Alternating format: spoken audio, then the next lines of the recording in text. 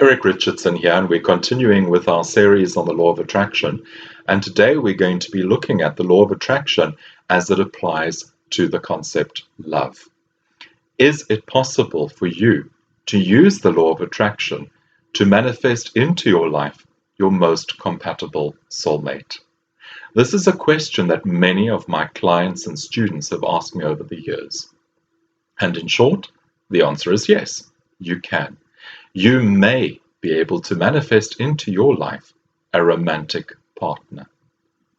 What's really important to recognize as you work with the law of attraction, of course, is that you've got to be specific.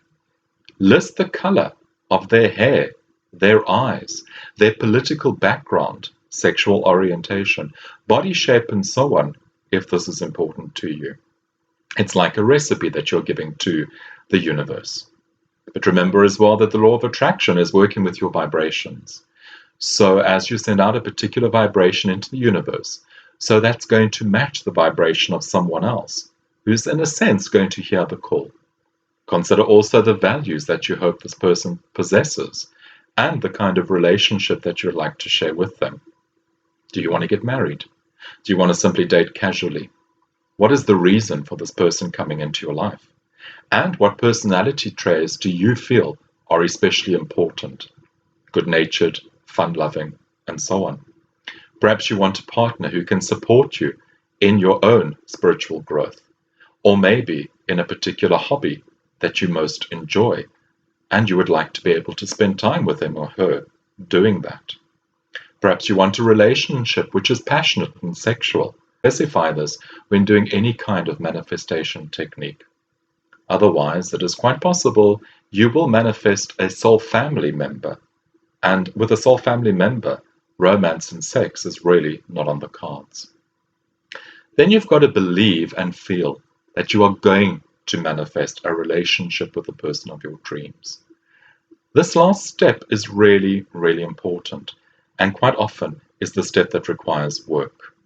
So, remind yourself every day that there are hundreds of men and women who are meeting their soulmates and living lives of their dreams. There is no reason why this can't apply to you, and why you can't send out a vibration that pulls to you, like a magnet, a person that you want. Like energy attracts like energy, however, and so if you have lots of unresolved issues, remember you are likely to manifest a soulmate with lots of unresolved issues too.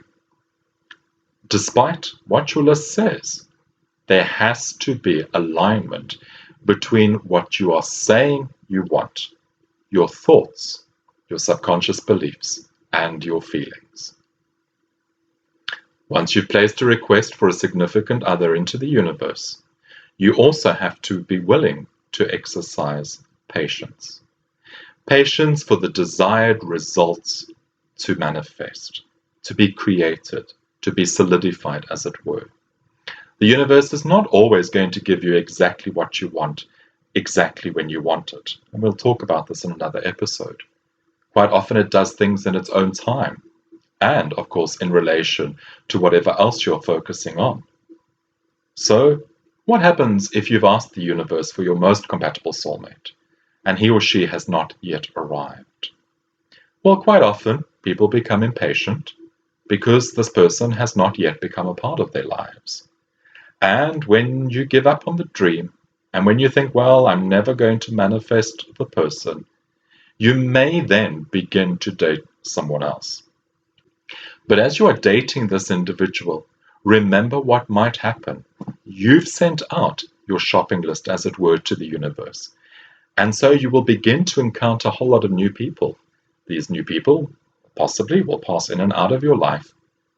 But because you're currently dating someone, you might not notice that the universe has actually brought to you your most compatible soulmate.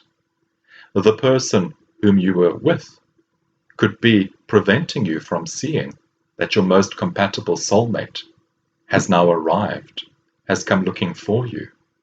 You might not recognize them, and in fact they might not really recognize you because you are now taken. Don't close your mind or your heart to the universe. External distractions and circumstances and situations could possibly affect you. And you may lose your ability at some stage to manifest using the energy of your mind to interact with the energies of the universe. But if that is the case, then you may need to work with a therapist or a coach who can help you to keep your thoughts and your vibrations positive so that you don't give up on your dreams and that your most compatible soulmate doesn't walk away from you before you even recognize that they are there. Also remember that the fairy tale version of the soulmate lover, that romantic notion, very often encourages the stereotype that says your intimate soulmate leads to a relationship that's free from conflict and hurt feelings and anger and boredom and frustration and so on. But of course, that's not true. The reality is that your most compatible soulmate is not without flaws. Martha Luzin writes, "Love is not a fantasy. It is being human. Human beings bleed. They fall down and they make unforgivable mistakes." So even once you have a relationship with your most compatible soulmate, work will be required. You have to be willing to move forward beyond your hurts and your limitations. And if you wish to evolve and change together, that might require a certain degree of honesty and vulnerability. For some, this is a bit scary, and so they may choose to remain single. But remember as well that being with your most compatible soulmate has so many rewards. And there are tools, and there are techniques, and there are strategies. There are coaches like myself who can help you so that you can work through any relationship challenges you encounter successfully. You can learn communication and intimacy skills to get good results with your current or future compatible soulmate. As you manifest your most compatible soulmate, recognize yet again that this person might not be in your life forever. The other person has free will, and in truth, you cannot force the union. I, for one, don't believe in spells. If they violate free will, that is a problem. So if you're hoping to spend your life with someone, become the kind of person that someone would like to spend his or her life with. Work with a spiritual development coach. Work with a healer so that you can learn how to change patterns of behavior that in the past have sabotaged your relationships.